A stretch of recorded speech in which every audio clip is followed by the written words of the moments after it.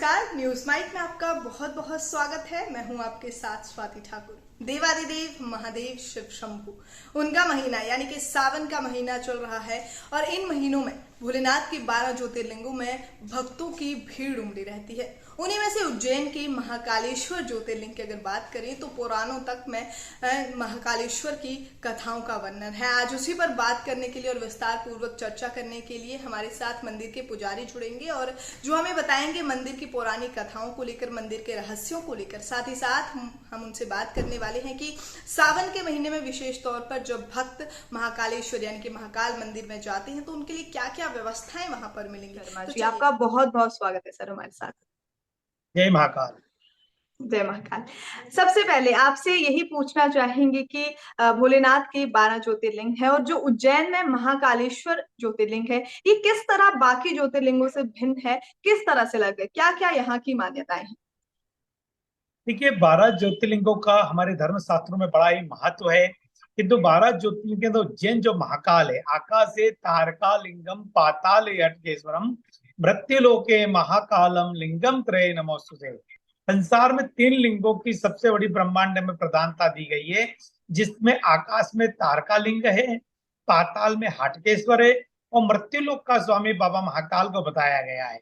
इसलिए 12 ज्योतिर्लिंगों के अंदर महाकाल की जो महिमा है वो सबसे अलग है और सबसे हटकर है, क्योंकि शिव के मंदिरों के अंदर पूजन का जो विधान है उस विधान के अनुसार बाबा महाकाल की जो पूजन पद्धति का विधान है काफी अलग विधान है। इसलिए 12 ज्योतिर्लिंगों के अंदर अवंतिका नगरी और अवंतिका नगरी के अंदर महाकालेश्वर मंदिर की धर्म शास्त्रों के अंदर बड़ा ही अलग महत्व बताया गया है। जी, महाकालेश्वर मंदिर को महाकाल मंदिर के नाम से भी जाना जाता है। ये महाकाल का अर्थ क्यों? क्योंकि काल का जो अर्थ है वो है समय और मृत्यु, तो महाकाल क्यों कहा जाता है?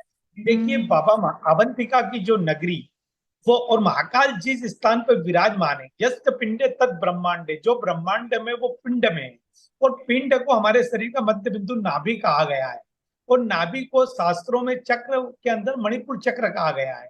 वो मणिपुर चक्र पे बाबा महाकाल विराजमान, अर्थात जिस प्रकार हमारे शरीर का मध्य बिंदु नाभि है उसी प्रकार चक्रों में मध्य मणिपुर चक्र है। और जो कालों का काल है, अकाल मृत्यु, वो मरे जो कर्म करे, चांडाल का काल भी उसका क्या करे जो भक्त है महाकाल का। तो जिसने काल को भी वश में कर रखा है जो महाकाल है, इसलिए इसका नाम महाकाल बना है। दूषण नामक दैत्य का संहार किया था, दूषण नामक दैत्य का संहार करने में ब्राह्मणों की रक्षा करी थी। काल जब ऊपर आ गया था ब्राह्मणों के तो महाकाल ने आकर रक्षा करी थी, इसलिए इसका नाम महाकाल पड़ा। जी, यहाँ पे भोलेनाथ की किस रूप की पूजा होती है? देखिए, बाबा महाकाल के यहाँ पर जो भोलेनाथ का जो स्वरूप है वो 2 स्वरूप है, शिव तुल्य भी और विष्णु तुल्य भी है। सामान्यतः हमने शिव मंदिरों में देखा होगा तो शिव मंदिर पे बिल पत्र चढ़ाया जाता है, जल चढ़ाया जाता है, किंतु ये ज्योतिर्लिंग एक ऐसा ज्योतिर्लिंग है जहाँ पर बिल पत्र के साथ में भगवान को शिव को तुलसी भी चढ़ाई जाती है और तुलसी के साथ में रोली भी लगाई जाती है। दूसरे मंदिरों में भगवान शिव को चंदन लगाया जाता है। इसलिए रोली, तुलसी, चंदन का यहाँ पर भगवान विष्णु तुल्य मूर्ति बताई गई है। जिस प्रकार से देव सोनी 11 के दिन भगवान विष्णु पाताल लोक में चले जाते हैं, वो 4 महीने पूरा कारोबार विवाह सब बंद हो जाता है। तो जब भगवान यहाँ से गए विष्णु जी, तो पूरे पृथ्वी का आभार भगवान महाकाल को देकर चले गए। जब महाकाल को दिया तो देव उठनी 11 के बाद वैकुंठ चतुर्दशी के दिन विधिवत तरीके से शपथ ग्रहण करके भगवान शिव अर्थात महाकाल वापिस विष्णु को अपना चार्ज देते हैं। इसलिए ये जो मूर्ति है वो विष्णु तुल्य मूर्ति कहलाती है। 12 महीने के अंदर पूरे विश्व, पूरे ब्रह्मांड की पूरी व्यवस्थाएं महाकाल के हाथ में रहती है। इसलिए शिव और विष्णु का समावेश है यहाँ पर, इसलिए इसको महाकाल को शिवाय नमः और विष्णुवे नमः दोनों बोला जाता है। जी, पंडित जी, हमने महाकालेश्वर को लेकर बहुत सारी प्राचीन कथाएं सुनी हैं। उनमें से एक ये भी थी कि उज्जैन के राजा जो है वो महाकाल की है और वहां पे उनके बिना कोई राजा नहीं है, ना कोई रात्रि में रह सकता है। इसके बारे में थोड़ा सा बताएं। देखिए, ब्रह्मांड का जो नायक है भगवान शिव है। एक बहुत आपने बहुत कथाएं सुनी होगी, किंतु ओरिजिनल स्टोरी के अंदर जब समुद्र मंथन हुआ, समुद्र मंथन में जब विष निकला, सबसे खराब जब चीज निकली, तो सभी देवी देवता जितने भी थे, राक्षस थे, सब भाग गए कि अब इसको कौन लेगा।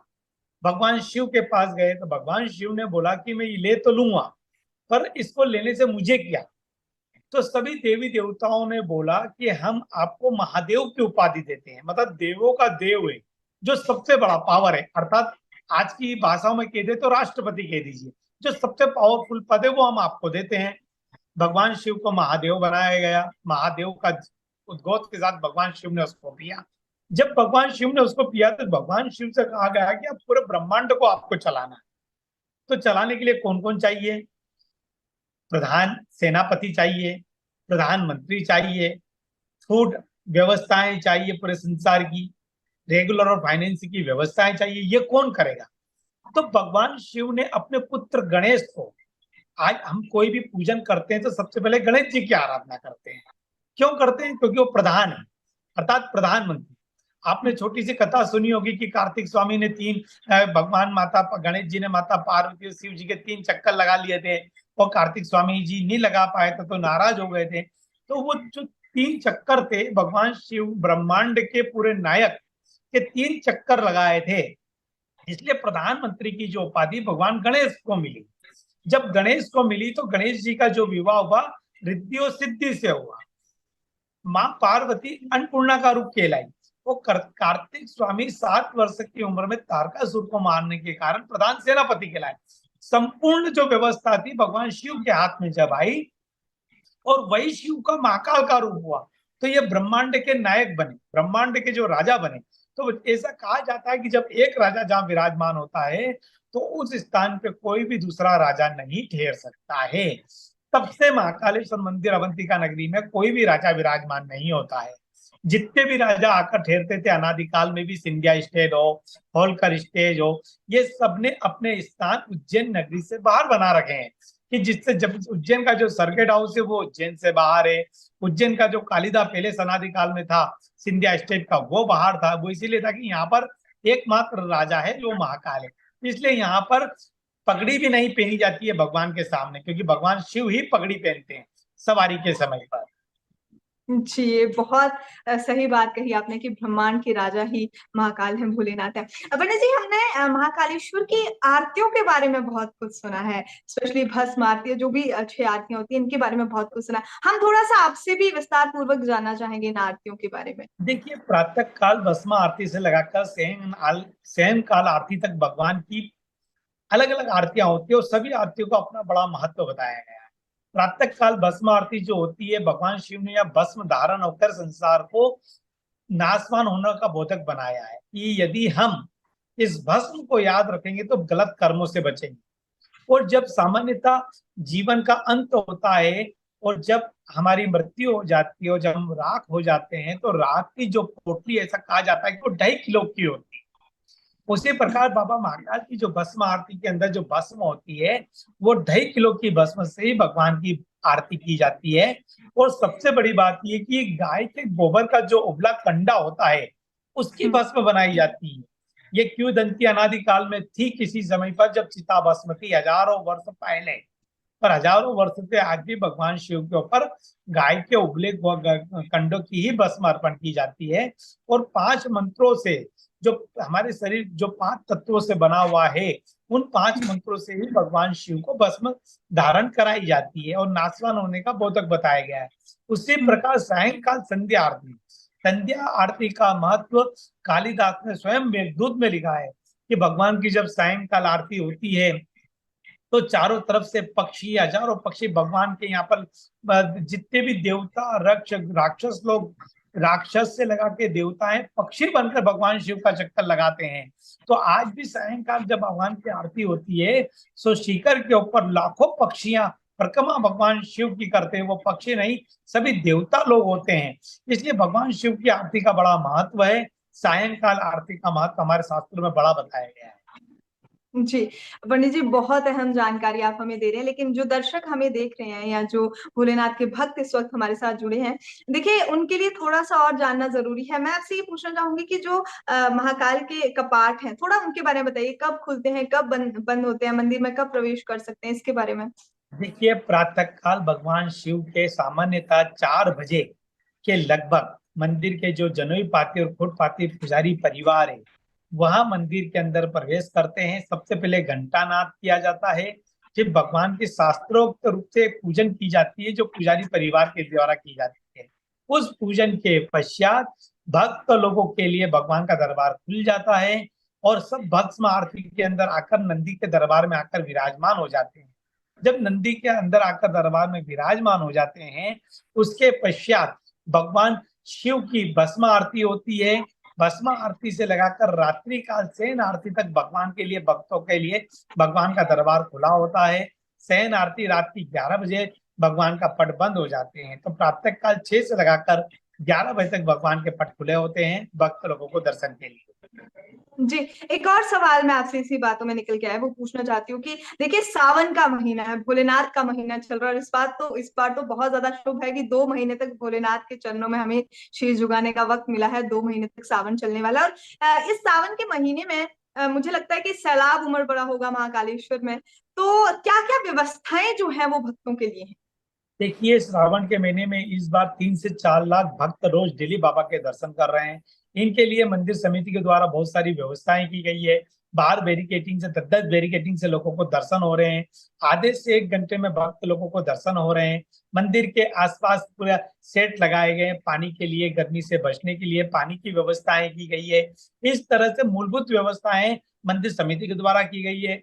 उज्जैन के अंदर भी हजारों होटलें हैं आज की तारीख में भक्त लोगों के लिए। उज्जैन से इंदौर नजदीक पड़ता है, किसी कारण से यदि भक्त यहाँ नहीं ठहर सकता है तो इंदौर में आकर ठहर जाता है। और प्रातः काल से लगाकर अभी सावन के महीने में 5 बजे से ही भक्त लोगों के लिए मंदिर खोल दिया जाता है भस्म आरती के पश्चात से। तो रात्रि 11 बजे तक दर्शन चलते हैं। भस्म आरती के अंदर 1000 से 2000 लोग बैठते हैं। बाकी चलित भस्म आरती होती है जिसमें 25,000 भक्त लोग रोज डेली चलते हुए बाबा के दर्शन करके उज्जैन से बाहर निकलता है। इस तरह से मंदिर समिति द्वारा व्यवस्था की गई। जी पंडित जी, एक और बात आपसे पूछना चाहूंगी अंत में कि हमने ये भी सुना है कि मंदिर में महाकालेश्वर के दर्शन के बाद जूना महाकाल के दर्शन करना भी जरूरी होता है। थोड़ा सा इसके बारे में बता दीजिए। नहीं, देखिए, बाबा महाकाल के ही दर्शन मेन है। जूना महाकाल नहीं, वो वृद्ध कालेश्वर महादेव है। अनादिकाल में जब मुगलों के आक्रमण हुआ करते थे तो एक मंदिर की स्थापना की गई थी कि जिससे यदि कोई मंदिर के ऊपर आक्रमण हो तो उससे रक्षा की जाए, इसलिए वृद्ध कालेश्वर की स्थापना की गई थी। किंतु मेन जो मंदिर है महाकाल के, यदि कोई दर्शन कर लेता है तो मेन दर्शन ही कहलाते हैं। दर्शन जय पूरे हो माता। जाते हैं। बहुत अहम जानकारी आपने हमें दी है, और ये जो महीना चल रहा है इसमें तो लाखों श्रद्धालु वहां जा रहे हैं, लेकिन सोचते रहते हैं कि किस तरह से वहां पर पहुंचा जा सके। आपके माध्यम से ये सारी जानकारी उन तक पहुंच चुकी है, और ये सत्य बात है कि हिंदू धर्म में कोई भी शुभ कार्य करने से पहले अगर आपके पास महाकालेश्वर का, बाबा महाकाल का अगर आशीर्वाद है तो आप जरूर सफल होंगे, और आपके सारे पापों का नाश कर देते हैं महाकाल अगर आप उनके दर्शन करने जाते हैं। बहुत बहुत धन्यवाद आपका हमारे साथ जुड़ने के लिए। जय माता। धन्यवाद।